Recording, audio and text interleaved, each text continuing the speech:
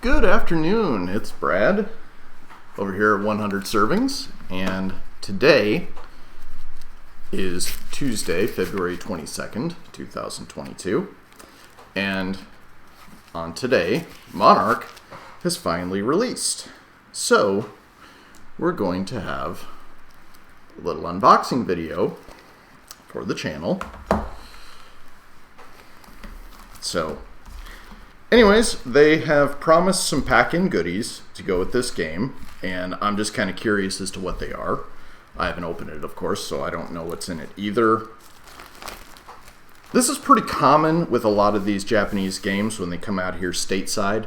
The main reason behind that is that it's already released overseas, and so they kind of want to encourage people to, here in the US, to buy it, so they pack in a little bit of added value. So, just a moment.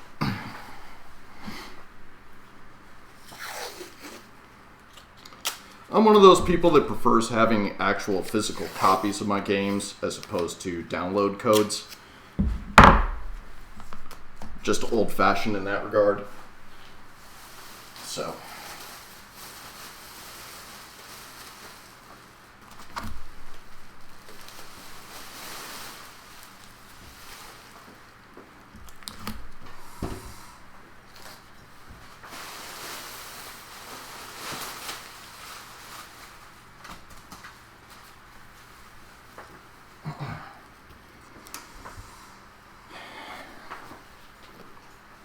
Anyways, with that out of the way, we can go ahead and move on with the process. So, let's see what Monark has in store for us.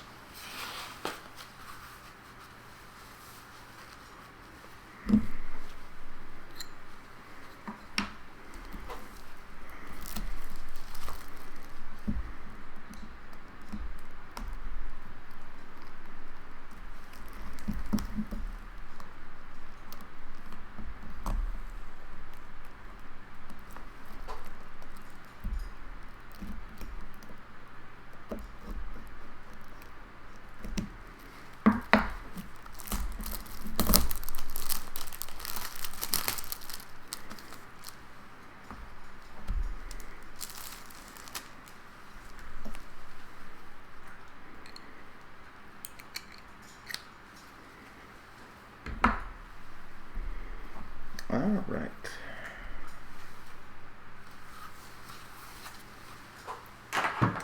With that out of the way, let's see what all we have inside here. So, one of the big things that they always talk about with these games is the box art itself. Now, every copy of this is the Deluxe Edition, so even though they're like, oh, you get the Deluxe Edition, they're all the Deluxe Edition. At some point, I'm sure they'll have another version that isn't, but for right now, if you bought the game, you have the Deluxe Edition. So we've got the regular artwork on the outside, and then on the inside, we have the artwork without the credits or anything else like that. So what you can do is flip this around and put it back in, and then your case will not have the information on the back and everything like that. So if you're a collector, this does look pretty nice. One of the downsides of the Monark artwork is that it is very, very dark. I mean, it's a nice deep red, lots of blacks there. I mean, if that's your thing, that's your thing. Whereas the front is a little bit lighter. You've got the main characters there, you know, information about the game itself on the back. It's single player.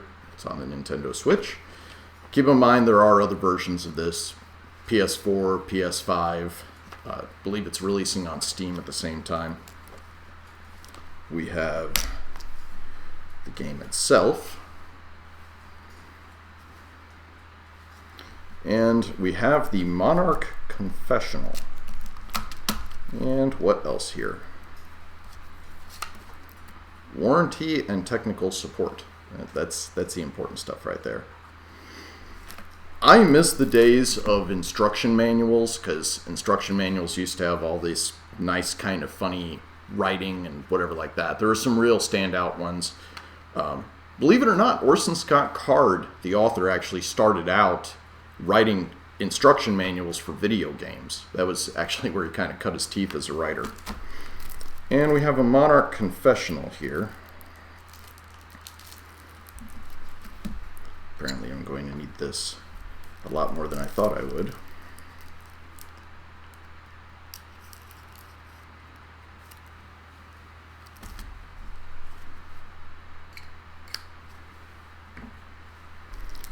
Alright, and with that open, more or less.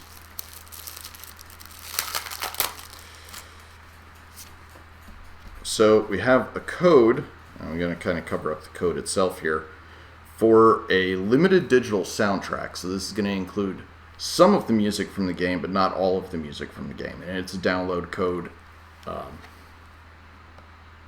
redeemable at nisamerica.com/redeem for 3 downloads. And here's a list of the tracks. It's 10 tracks, and I mean, again, it is what it is. To be fair, I do actually have the disc version of the Strange Journey soundtrack that I'm rather proud of. And what else do we have here? We have a mini art book, the Monarch Confessional. Lovely. And it has character artwork, it has profiles,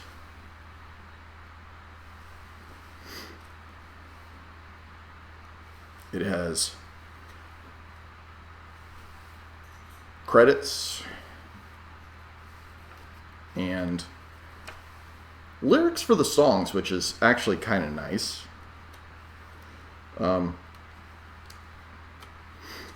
Altogether, this is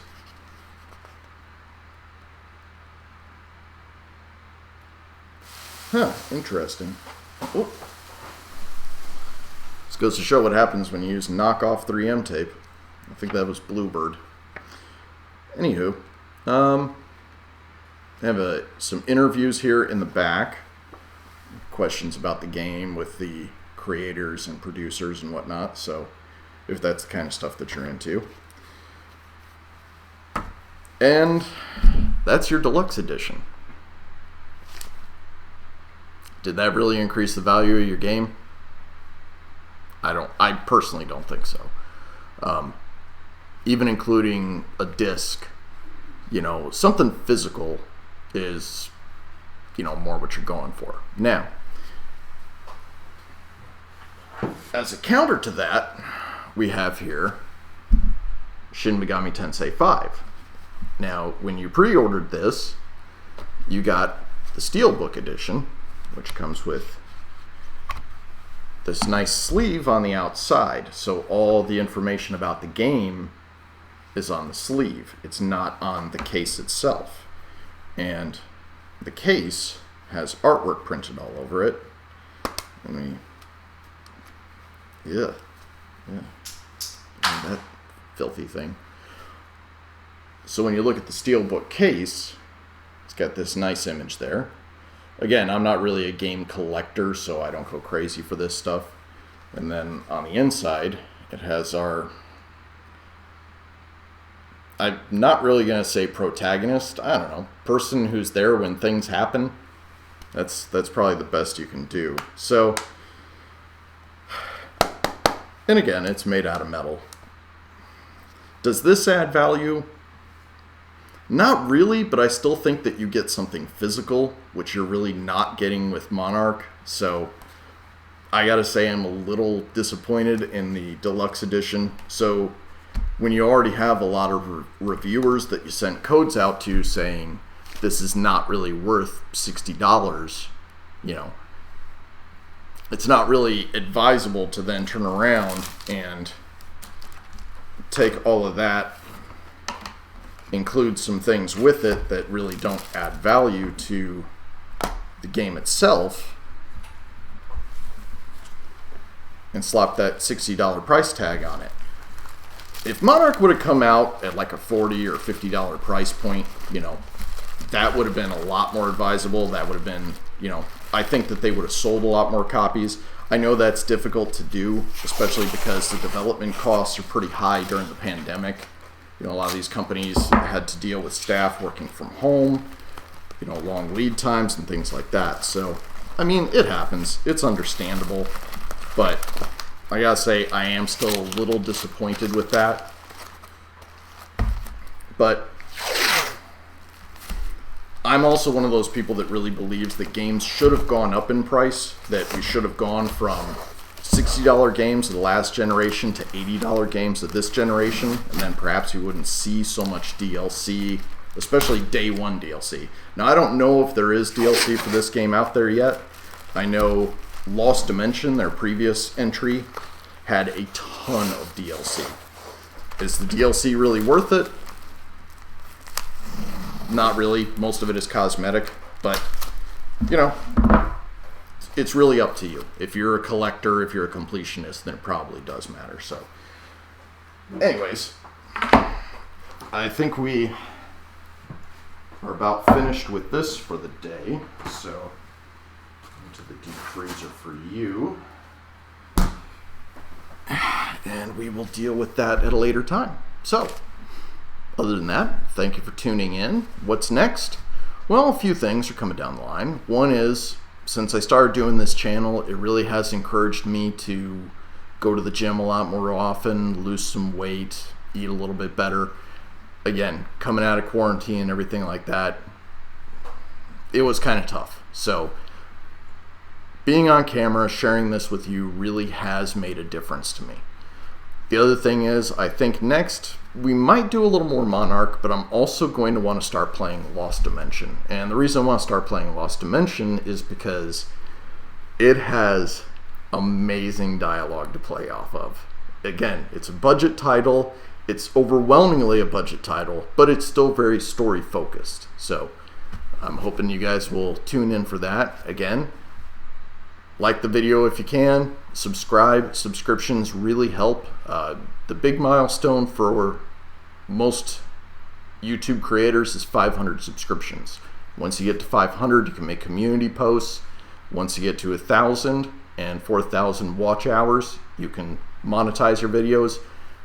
I myself don't expect to make a living at this, so if I do ever actually make money, the money is just going to go strictly back into the channel, but that is way down the road. So again, thank you for tuning in, and have a lovely day, I guess. Keep on gaming. I guess I really need to come up with some kind of catchphrase, so we'll figure that out later. Toodles!